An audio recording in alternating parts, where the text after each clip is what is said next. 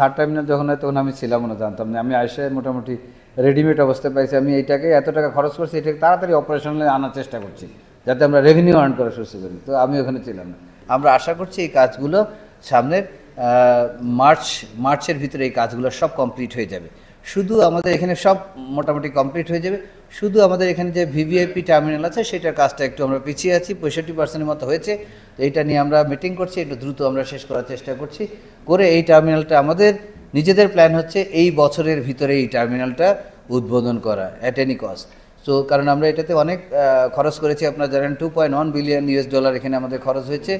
তো যেটা জায়গা থেকে আমরা লোন নিয়েছি এবং বাংলাদেশ গভর্নমেন্ট অফ বাংলাদেশ দিয়েছে। সো এই প্রজেক্টটা আমরা অতি দ্রুততার সাথে শেষ করতে চাচ্ছি। আমরা অলমোস্ট প্রতিদিনই এখানে ইন্সপেকশন করি। তো কাজ মোটামুটি শেষ হয়ে গেছে।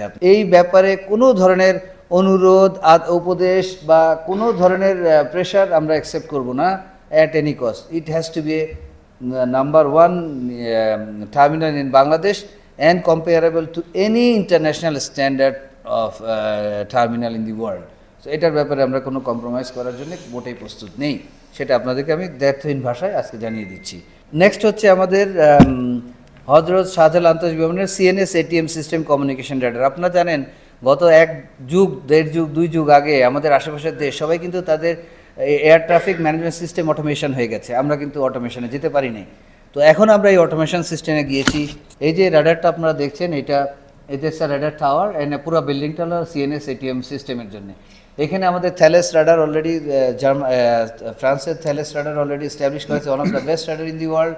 এটা কিন্তু গত 2023 থেকে ফুল অপারেশনে আছে থ্যালেস রাডার। এবং আমরা আমাদের পুরো আকাশে আমরা সমস্ত সার্ভেলেন্সটা করতে পারি। সাথে সাথে আমাদের এয়ারফোর্সের ফুল সার্ভেলেন্স সিস্টেম আছে, চিটাগংয়ে আমাদের এনএসি রেডার আছে, আমাদের সার্ভেলেন্স সিস্টেমের ভিতরে পুরোটা আছে। এই রেডারের এয়ার পোর্শনের is fully operational. Ground based radar যেটা আছে, সেই গ্রাউন্ড বেসড রেডারের কাজ এখন চলছে। নেক্সট জুনে এই কাজ, জুলাই 2025-এর ভিতরে এই কাজটা শেষ হয়ে যাবে। বাট আমরা ওনাদেরকে প্রেশার করেছি মার্চের ভিতরে এই কাজটা শেষ করে আমাদেরকে হ্যান্ড ওভার করে দিতে।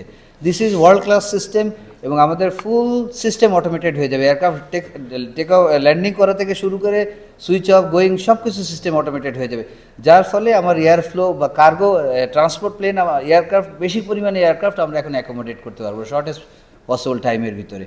এবং এই এটিএস রেডার সিস্টেমের কাজ অলমোস্ট শেষে এবং এটা সত্যিকারের state of the art of radar system including the building. আমরা অনেক ঘুরেছি এবং এটা খুব শীঘ্রই আমরা মার্চ এপ্রিলের পর উদ্বোধন করব, আপনাদের নিয়ে যাব, আমরা আপনাদের দেখাবো।